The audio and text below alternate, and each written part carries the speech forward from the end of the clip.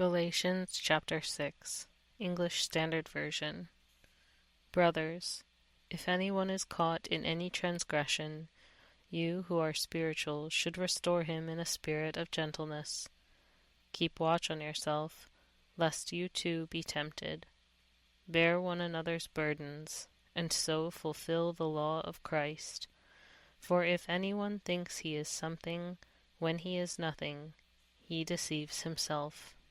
But let each one test his own work, and then his reason to boast will be in himself alone, and not in his neighbor. For each will have to bear his own load.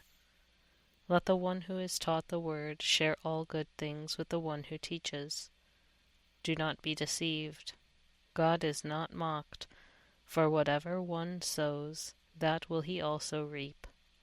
For the one who sows to his own flesh will from the flesh reap corruption, but the one who sows to the Spirit will from the Spirit reap eternal life.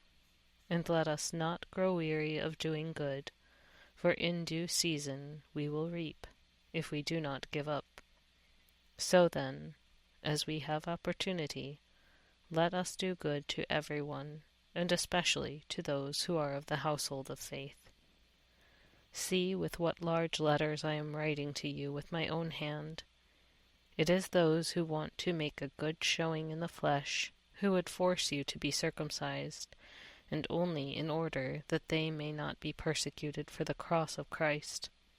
For even those who are circumcised do not themselves keep the law, but they desire to have you circumcised, that they may boast in your flesh.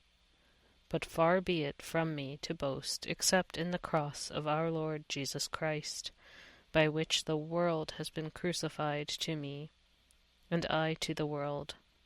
For neither circumcision counts for anything, nor uncircumcision, but a new creation.